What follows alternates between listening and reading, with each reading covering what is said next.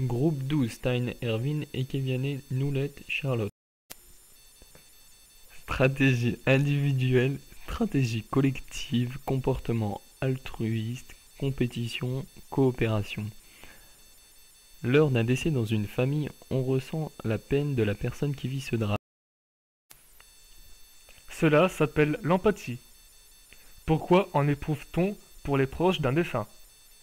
C'est un sentiment. Il s'agit de la capacité à comprendre les sentiments des autres sans les vivre soi-même et de pouvoir se mettre à sa place.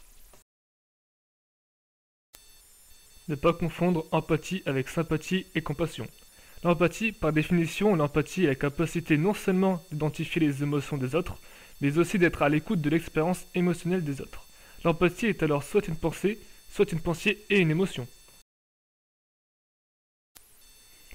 La sympathie est la possibilité de sélectionner les bonnes réponses émotionnelles appropriées les états émotionnels de l'autre. Dans la vie courante, on dira « je suis désolé pour vous, est-ce que je peux vous aider ?»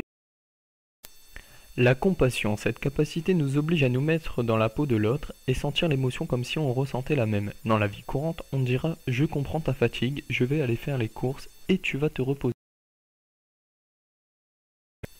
Où se situe l'origine de l'empathie? L'origine de l'empathie se situe dans la zone préfrontale droit.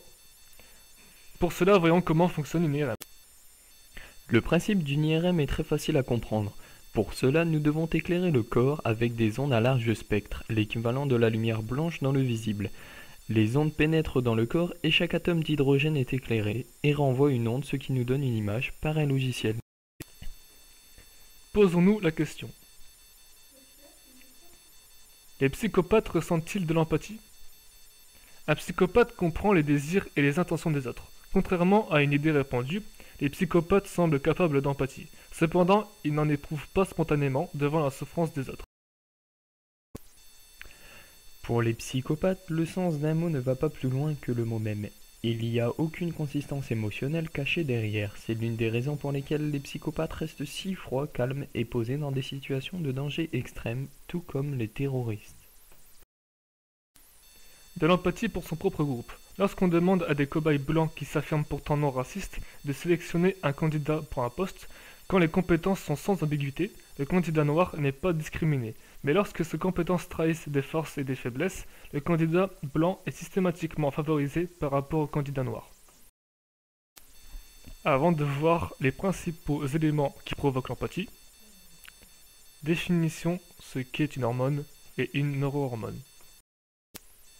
Une hormone est une substance sécrétée par une glande endocrine, libérée dans la circulation sanguine et destinée à agir de manière spécifique sur un ou plusieurs organes cibles afin d'en modifier leur fonctionnement. Une neurohormone est un messager chimique produit par un neurone et agit comme une hormone.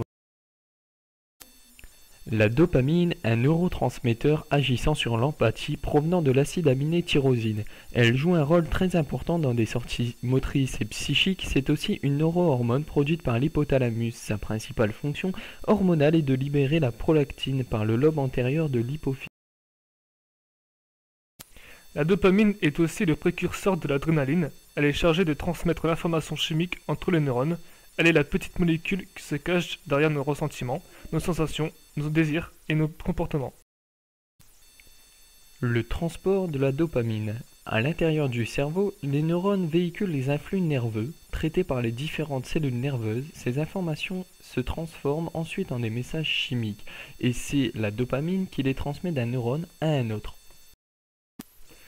On appelle synapse la connexion entre les deux neurones émetteurs d'un côté et récepteurs de l'autre. Un dysfonctionnement au niveau de la synapse perturbe ainsi la transmission de l'information et affecte le bon fonctionnement du système nerveux. La libération massive de dopamine dans le cerveau procure du plaisir à la personne. Toutefois, un excès de dopamine dans le cerveau, dû à la prise de médicaments ou de drogues, peut entraîner chez la personne des hallucinations et des troubles comportementaux tels que l'hypersexualité, l'addiction au jeu, etc. Created using Powtoon.